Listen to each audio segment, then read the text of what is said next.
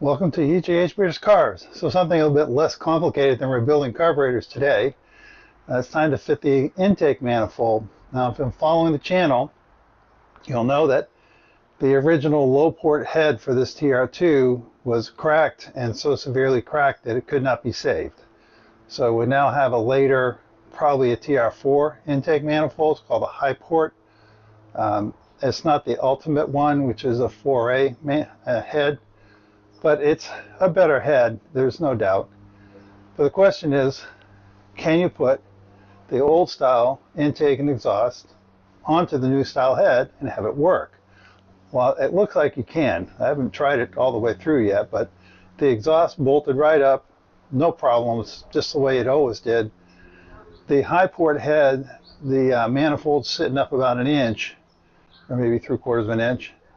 And we'll need to compensate for that, but I thought it shouldn't take too long. Probably have to turn up a couple of spacers on the lathe, but we shall see. So let's get started. See, it's a manifold all cleaned up and painted, all nice and shiny. And one thing I did need to do before I got it all done up and clean, one of these bolts had broken off flush. So these are the two bolts that go from the exhaust manifold. The manifold's upside down right now. They go from the exhaust manifold into this, and what they do is it transfers heat from the exhaust manifold up into where the airflow is coming in and keeps it warm enough to stop carburetor icing, which is not so much a problem with this, but it also puts heat in here so that the fuel vaporizes. So this is something I just recently learning about. There's a percentage mixture between vaporized fuel and atomized fuel. So the vaporized fuel is it's got so hot that it's in suspension in the atmosphere, as opposed to atomized fuel, which is kind of like if you used a pump spray like Windex or something. When it comes out in that spray, it's all in tiny droplets. So the spark plug ignites the vaporized fuel, but the long push down the cylinder is the droplets of fuel that are atomized, igniting as it goes. Anyhow, it was broken off flush. It was broken off when I got the car, and I've had the car for 30 years, so it's been broken for probably 35 years or more. And here it is. So what I did is, this is a 5/16 bolt, 5/16 flat washer, and put the washer here, and then welded it, which was so much easier than trying to weld down the hole in a nut. And this is a thinner section, so it welded easier because I wasn't trying to heat the nut. So welded it on, and the washer protected the aluminum. And then once that was welded on, just using my MIG welder, by the way, welded on this nut, this kind of gloopy welds, but you know, and just used a big pair of pliers rather than a wrench, though you could have used a wrench. And right after I'd finished welding it, so there was still plenty of heat in it. And it came right out of there. I was really impressed.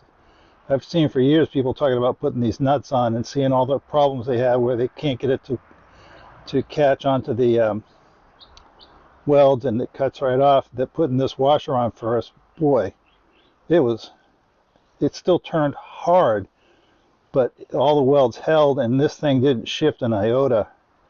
You can see how the weld went down around the nut and the stud. So this is just something I happened to notice on the internet the other day, and I don't remember whose channel it was, but I'm really glad I did.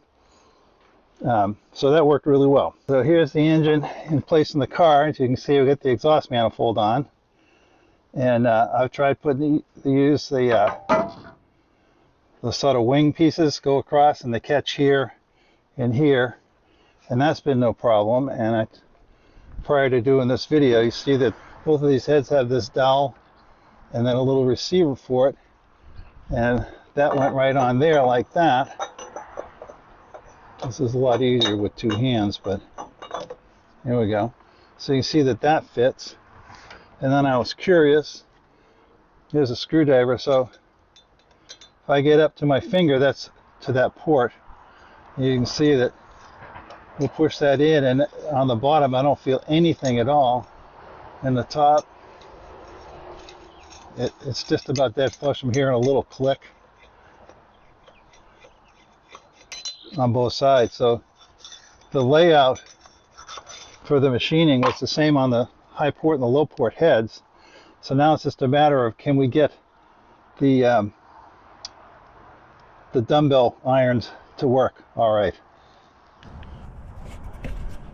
So I just painted the pieces for there. While I'm doing that, we need to make up these spacers. So there's the top of the exhaust manifold, that's bolted down tight, and the intake manifold is on its pin. Alright, so you got it bolted down. We're going to need to measure that in a minute. But I use these long ones there, long ones on the bottom, and I think that's just as it came originally. And then you can use long ones there, but I found these two funny little triangular-ish ones laying in my pile of parts. I have no idea where they came from, but they fit there pretty nice and are neat. But like I say, you can use these. They're just a touch long, but not bad. So they'll work. So now we need to measure this. So this thing is all bolted down, is in position now. So all we should need to do across that.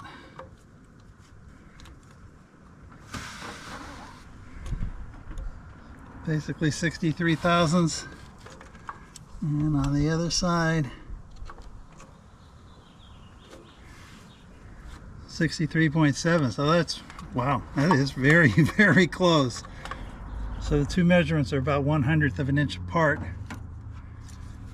and this manifold does move just a tiny bit. So I think what I'm going to do, I'll just make them both 63. We'll see how that is. I'll loosen the top bolts up a little bit so I can get them in. So I just got a piece of scrap that was laying around. It's 3/4 of an inch around, and I've got a 3/8 hole going through it. And I'll cut this just a shade long, and so I measured it in at about 65 thousandths. I'll go ahead and cut this off. Get these turned up, and as you can see, they're just snug in there. So I'll loosen those bolts back up and get those in, and then we'll tighten it up. There it is, all in place. So I loosened everything. I added the two bolts. I snugged them up, and then I tightened the intake first, because if anything was going to lean, I want it to be the exhaust. I don't think they will. I mean, those spaces were literally a couple of thousandths on the wide side. So, but everything's snugged up. It seems to have pulled up tight. And so this wound up being a 0.64 of an inch. It's just have to whatever number it is, and they both seem to be about the same. And that's it. The only thing left to do, I get one more carburetor rebuild, and then we can bolt that up too. Well, I hope you enjoyed all that. Don't forget to like, subscribe, share, and comment, and we'll see you next time.